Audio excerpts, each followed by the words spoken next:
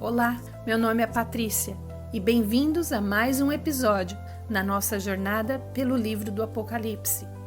Já vimos aqui que a igreja será removida antes do tempo da tribulação, que é uma visão pré-tribulacionista. Mas o momento da nossa remoção, ou seja, o arrebatamento, é um completo mistério. Apesar da data da remoção da igreja ser desconhecida, sabemos que está intimamente ligada ao início da tribulação. E de acordo com o esboço de Apocalipse, o fim da era da igreja nos leva às coisas que acontecem depois destas. Então, se há sinais de que o fim da era está próximo, isso também seria um alerta para a igreja de que a nossa remoção está se aproximando também.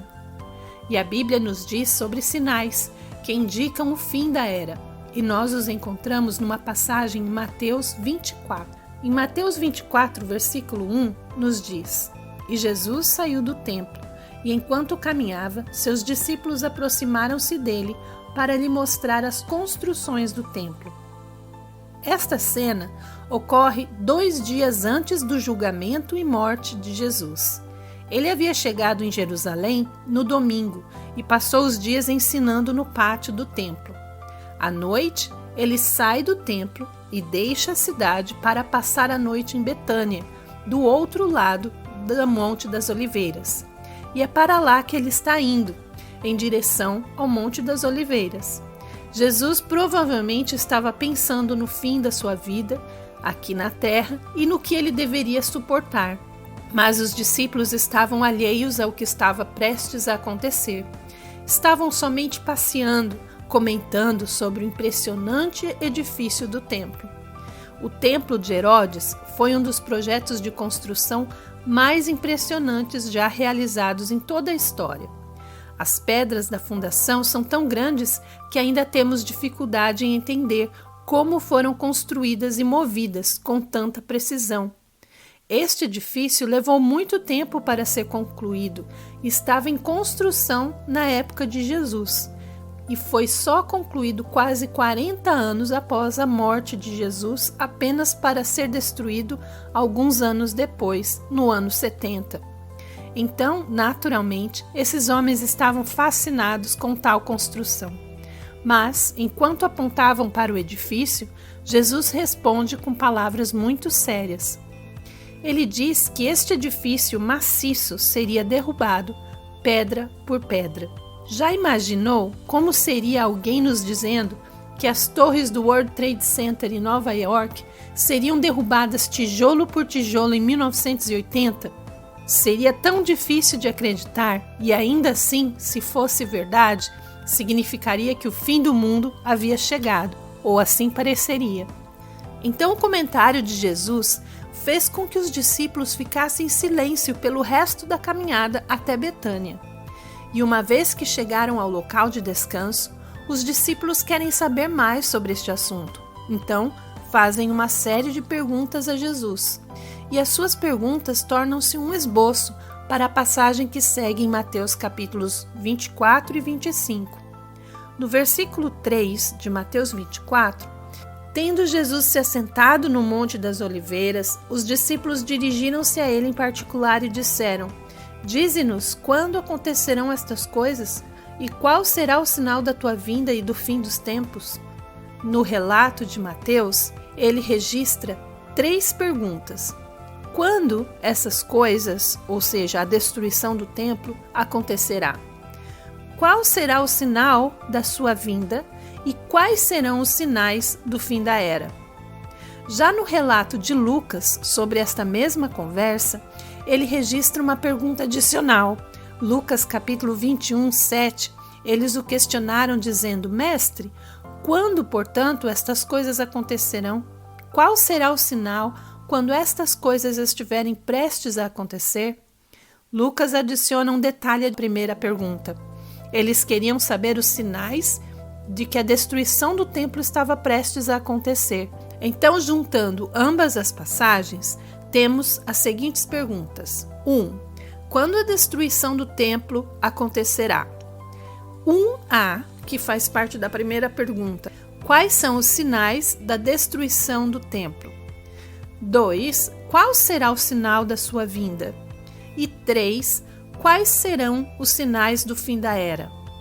Nós não estaremos aqui respondendo as perguntas 1 e 1a neste estudo aqui do Apocalipse, que trata sobre a destruição de Jerusalém e do templo. E a pergunta 2, que é qual será o sinal da sua vinda, será abordada mais tarde. Mas o que segue em Mateus 24 são as respostas de Jesus a estas perguntas. Mas para interpretá-las corretamente, devemos notar 2 detalhes importantes. Primeiro, que Jesus adiciona uma pergunta que os discípulos não pensaram em fazer. Ele insere um comentário sobre os que não são os sinais do fim, totalizando então 5 perguntas: 1, 1a, 2, 3 e 4. Isto faz sentido especialmente quando nós percebemos os tipos de sinais que Jesus dá. Vários destes são facilmente confundidos com eventos comuns e cotidianos. A segunda coisa que devemos notar é que Jesus não responde estas perguntas na mesma ordem em que foram feitas. Em vez disso, ele escolhe respondê-las numa ordem diferente que melhor se adapta ao seu propósito. Ele as responde na seguinte ordem: 4, 3, 1, 1a e 2. E eu convido você a tentar achar estas respostas nesta ordem nos capítulos 24 e 25 de Mateus. O contexto do capítulo revela esta ordem diferente, mas apenas se estivermos prestando muita atenção ao texto. Então Jesus começa a responder à pergunta que os discípulos não fizeram: quais não são os sinais do fim? Mateus 24, versículo 4 e 5 nos diz: Jesus respondeu: cuidado que ninguém os engane, pois muitos virão em meu nome, dizendo eu sou o Cristo, e enganarão a muitos. Vocês ouvirão falar de guerras e rumores de guerras, mas não tenham medo.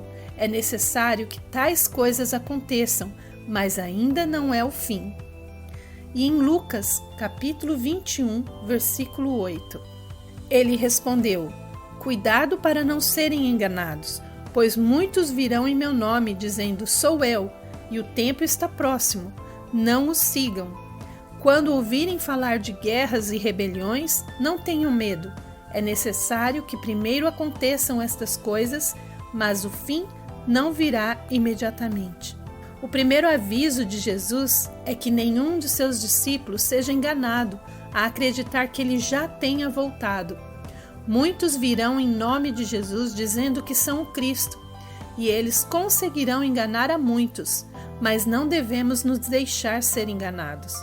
Então, pessoas dizendo que Jesus já veio estarão sempre erradas e assim poderemos sempre ignorá-las. Quando ele voltar, ele nos trará com ele. Então não poderemos perder esse evento de jeito nenhum. Falsos messias são uma presença constante nesta era. Em seguida, Jesus diz para não nos preocuparmos com guerras ou rumores de guerras. Haverá guerras constantes e rumores de guerras nesta era, mas a mera presença de guerra não é um sinal do fim dos tempos. Estas coisas ainda não são o fim, mas Jesus então começa a responder às perguntas deles, começando com a pergunta número 3. Quais são os sinais do fim da era? E por causa do nosso estudo de Daniel que já fizemos aqui, entendemos o que Jesus e os discípulos queriam dizer quando disseram fim da era. Eles estavam falando sobre a era que Daniel define para nós, a era dos gentios. Então Jesus agora começa a nos dizer quais sinais anunciarão que esta era dos gentios está chegando ao fim. Em Mateus 24, versículos 7 e 8. Nação se levantará contra nação e reino contra reino. Haverá fomes e terremotos em vários lugares. Tudo isso será o início das dores. Os sinais do fim dos tempos serão como dores de parto, diz Jesus. E aqui precisamos saber um pouco como funcionam estas dores, se quisermos entender como os sinais serão. Primeiro, sabemos que as dores de parto são dolorosas, como muitas mulheres podem verificar. São contrações intensamente dolorosas que interrompem a vida normal da mulher. Assim serão os sinais do fim dos tempos. Serão experiências dolorosas para o mundo e interromperão a vida normal de todas as maneiras imagináveis. E segundo, sabemos que as dores de parto podem começar suavemente, até imperceptivelmente. Algumas mulheres pensam que suas dores de parto não são reais no início. Assim será com os sinais do fim dos tempos. Eles começarão suavemente e muitos nem notarão ou reconhecerão a importância deles. Em terceiro lugar, sabemos que as dores de parto aumentam em intensidade à medida que o tempo passa. As contrações ficam cada vez mais fortes e assim será com os sinais do fim dos tempos, à medida que os sinais se repetem. Mas, à medida que se repetem, ficarão mais fortes e os danos se tornarão mais severos. Em quarto lugar, as dores de parto aumentam em frequência, ou seja, ficam mais próximas umas das outras. Quanto mais próximas as contrações, mais perto a mulher está do fim. Assim será com os sinais também. À medida que repetem, cada vez mais próximos uns dos outros, e esta frequência crescente é um sinal de que o fim está se aproximando. Finalmente, as dores levam ao nascimento de uma nova vida, e é para lá onde estamos indo também com os sinais. À medida que as dores na terra aumentam e o fim se aproxima, também se aproxima o retorno de Cristo e o início do reino. Neste ponto, um novo mundo e uma nova vida para Israel e todos os cristãos. Então, esta é a comparação que Jesus oferece para os sinais do fim dos tempos.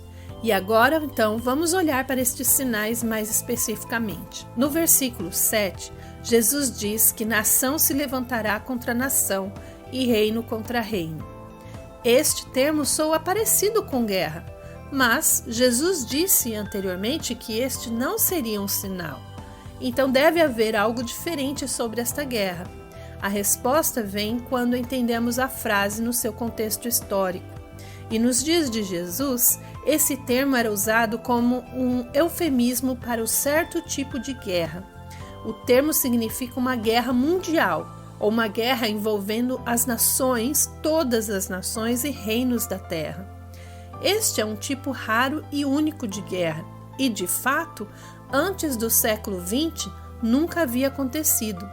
Em 1914, a Europa entrou em guerra, mas por causa de pactos e alianças, esta guerra acabou arrastando a maior parte da terra para a sua luta. Ao todo, 88% das nações do mundo participaram da Primeira Guerra Mundial em algum nível. Esta foi a primeira vez que uma guerra assim foi travada. E de fato essa guerra foi tão única que foi considerada a guerra para acabar com todas as guerras. Ninguém tinha visto tal coisa antes, nem imaginado que poderia acontecer novamente. Mas estavam errados, porque não muito tempo depois da Primeira Guerra Mundial, tivemos a Segunda Guerra Mundial. E esta foi mais forte, pior do que a guerra anterior, envolvendo 95% das nações do mundo, como as dores de parto previam. Agora sabemos por que Jesus especificamente descartou guerras em sua resposta anterior. Ele não queria que confundíssemos guerras comuns com as guerras mundiais únicas que marcariam o fim. E já vimos duas até agora, o que significa que entramos no período do fim e devemos esperar ver piores. O próximo sinal do fim dos tempos é a fome em vários lugares. Agora, a fome também é comum na Terra. Então, para entender este sinal, também precisamos considerá-lo à luz da comparação com as dores de parto. Quando o fim dos tempos se aproximar, as fomes não serão apenas comuns, elas se tornarão a norma e não afetarão apenas algumas pessoas, mas a todos. É isso que Jesus quer dizer com vários lugares. E serão mais severas e dolorosas do que qualquer coisa que já vimos antes. Então será pela crescente intensidade e frequência que as pessoas poderão ver as fomes como um sinal do fim. Mas lembremos, no início das dores de parto, elas podem ser tão leves que é difícil notar. E assim será com o sinal da fome. Os estágios iniciais deste sinal podem ser tão sutis e negligenciados, pelo menos no início. Mas hoje já há indicações de que a fome está crescendo e impactando mais pessoas do que nunca. Os preços dos alimentos estão aumentando constantemente e os suprimentos estão diminuindo. E à medida que avançamos em direção ao fim, este sinal só aumentará. Finalmente, Jesus diz que haverá um aumento nos terremotos. E como medir terremotos é uma ciência, é fácil acompanhar o cumprimento deste sinal. Uma pesquisa na internet revela tendências em terremotos e em todo o mundo ao longo do último século ou mais. Os dados mostram um aumento geral na atividade sísmica mundial nas últimas décadas, e o número de terremotos de alta intensidade tem aumentado dramaticamente nas últimas décadas. Então, guerras mundiais, fome, terremotos nos dizem que estamos perto do fim dos tempos. Então, o que isso nos diz sobre o que esperar da tribulação? Devemos esperar que estes sinais piorem. E, de fato, é isso que encontramos ao olhar para os primeiros eventos que iniciam a tribulação. Jesus nos deu guerras mundiais, fomes, terremotos no discurso do Monte das Oliveiras. E anteriormente aprendemos sobre a igreja experimentando apostasia. E Daniel disse que haverá 10 reis governando e um pacto assinado com Israel para permitir o sacrifício. E é claro, sabemos que a igreja será removida na ressurreição. Mas, então, há mais 2 sinais que precedem a tribulação e anunciam que o fim dos tempos está próximo. Primeiro, Ezequiel nos fala sobre a próxima reunião de Israel.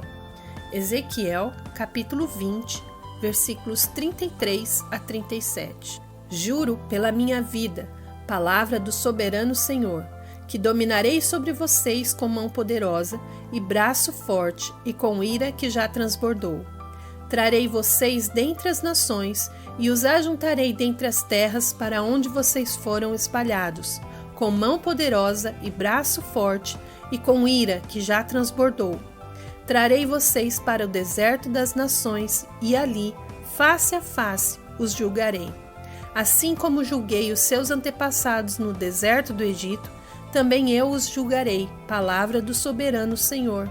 Contarei vocês enquanto estiverem passando debaixo da minha vara e os trarei para o vínculo da aliança. Ezequiel diz que o povo de Israel será reunido de onde foi disperso e eles reentrarão na terra de Israel. Serão reunidos para que possam estar lá para suportar a tribulação. Será um tempo de julgamento para o povo de Israel, assim como quando o Senhor lidou com os seus antepassados no deserto. E como resultado de passarem sob a vara do castigo, o povo de Israel voltará ao vínculo da aliança. A aliança aqui em questão é a antiga aliança de Moisés, que é o acordo que requer estas penalidades. Então, em preparação para este julgamento, eles serão reunidos. Malaquias nos diz que um personagem misterioso do Antigo Testamento retornará a Israel antes da tribulação. Malaquias, capítulo 4, versículos de 1 a 6, nos diz: Pois certamente vem o dia, ardente como uma fornalha. Todos os arrogantes e todos os malfeitores serão como palha. E aquele dia que está chegando ateará fogo neles, diz o Senhor dos Exércitos. Nem raiz nem galho algum sobrará. Mas para vocês que reverenciam o meu nome, o sol da justiça se levantará trazendo cura em suas asas, e vocês sairão e saltarão como bezerros soltos do curral. Depois esmagarão os ímpios, que serão como pó sob as solas dos seus pés, no dia em que eu agir, diz o Senhor dos Exércitos. Lembrem-se da lei do meu servo Moisés, dos decretos e das ordenanças que lhe dei em Horebe para todo o povo de Israel. Vejam, eu enviarei a vocês o profeta Elias antes do grande e terrível dia do Senhor. Ele falará com que os corações dos pais se voltem para seus filhos e os corações dos filhos para seus pais. Do contrário, eu virei e castigarei a terra com maldição. No versículo 5, o profeta chama esse tempo de grande e terrível dia do Senhor. Aprendemos anteriormente que o dia do Senhor se refere à tribulação, a esse período de 7 anos. E Malaquias diz que Deus enviará o profeta Elias antes deste dia. Elias foi talvez um dos profetas mais reverenciados do Antigo Testamento. Sua vida terminou de uma maneira misteriosa, deixando a terra numa carruagem de fogo sem ter experimentado a morte física. Há muita especulação sobre por que Deus tratou Elias de maneira tão única. E Malaquias nos diz que a razão é porque o ministério de Elias na terra não terminou. Ele retornará a Israel para restaurar o coração dos pais aos filhos e o coração dos filhos aos seus pais. Esta frase enigmática se refere a Israel, inspirado pela aparição de Elias, retornando à ortodoxia. Hoje, muitos judeus, em sua maioria, não seguem a lei e certamente não sacrificam animais como exigido. Sem um templo, eles não podem sacrificar, mas mesmo que tivessem um hoje, poucos abraçariam esta ideia. O restabelecimento de um templo e do sacrifício será muito importante nos últimos dias. A própria tribulação começará porque Israel fará um acordo com um certo homem para recuperar o acesso ao monte do templo para voltar a sacrificar. E a menos que Israel assine este tal acordo, a tribulação não poderá começar e a era não poderá terminar. E se Israel não estiver interessado em voltar a oferecer sacrifícios, então não estará interessado na oportunidade de construir um templo. E é por isso que o Senhor trará Elias de volta ao seu povo, para motivá-los a seguir a lei com zelo novamente. Elias moverá os corações do povo de volta aos seus pais, referindo-se aos antigos de Israel, como Moisés e Davi. Os corações do povo se tornarão como crianças em obediência ao Pai, fazendo um novo compromisso com a lei. O efeito será um avivamento da ortodoxia entre os judeus em todo o mundo, com um novo desejo de buscar um templo e sacrifícios sob a lei. Isso preparará o cenário para a assinatura da aliança, que iniciará o relógio no período final de 7 anos da era. Agora temos 9 sinais para ficarmos alertas, que nos dizem que chegamos ao fim desta era. E entre todos estes 9 sinais, quantos já se cumpriram em nossos dias? E podemos contar 5 dos 9 como cumpridos ou em processo de cumprimento. Isto deixa os 10 reis para chegarem ao poder e a igreja para ser removida. E claro, o sinal final é a própria aliança que iniciará a tribulação. E no capítulo 6 de Apocalipse, vemos os efeitos deste momento, embora não vejamos o momento em si. E agora sim, começaremos o estudo da tribulação no capítulo 6. A propósito, a questão final sobre a vinda de Jesus será abordada quando nos aproximarmos deste momento em nossa jornada por este livro. É hora de introduzir um novo roteiro, então, para o nosso estudo da tribulação. A tribulação pode ser dividida em 3 partes. A primeira parte, meio e segunda parte. E cada parte desempenha um papel distinto nos eventos dos 7 anos. A primeira metade dos 7 anos, 3 anos e meio, encontramos nos capítulos 6 a 9 do livro de Apocalipse. Os eventos que acontecerão no meio da tribulação, o ponto de divisão entre os 7 anos, encontramos nos capítulos 10 a 15 de Apocalipse. E os eventos finais dos 7 anos chamamos de Grande Tribulação, que encontramos nos capítulos 16 a 19 do livro de Apocalipse. E no próximo episódio estaremos estudando o começo da tribulação a partir do capítulo 6. Um grande abraço, que Deus os abençoe e até o próximo.